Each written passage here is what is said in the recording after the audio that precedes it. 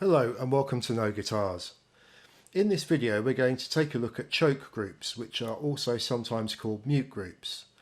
We use choke groups to control whether multiple samples can play simultaneously or whether playing one cuts off or chokes off the others. We're in Ableton Live now, and to show you how this works I've set up a drum rack that has two hi-hat samples loaded. The first is a closed hi-hat and the second is an open hi-hat that has quite a long tail. To illustrate how this works, I've programmed a short pattern.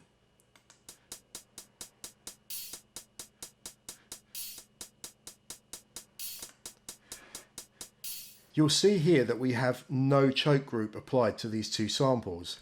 That's why the open hi-hat plays across the closed hi-hat, which doesn't sound right. However, if we change this and we assign the same choke group to both samples and play it again,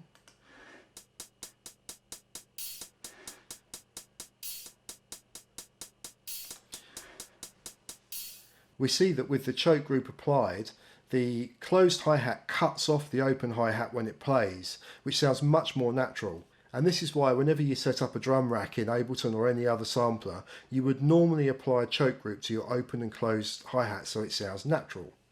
Choke groups are also very useful if you're making lo-fi or hip-hop or any kind of music that uses chopped up loops to create a groove.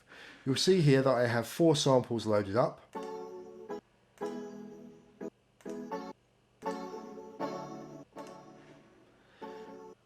And once again, I've created a loop with no choke group applied.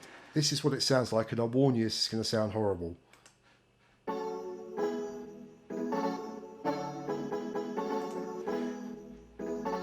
Now this sounds bad because each sample is playing over every other sample.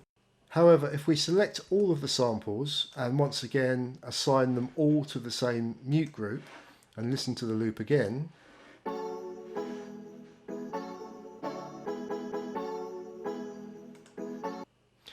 we can see that it sounds much more cohesive because each sample is cutting off the one that comes before it, and we get a nice rhythm without the samples playing over the top of each other.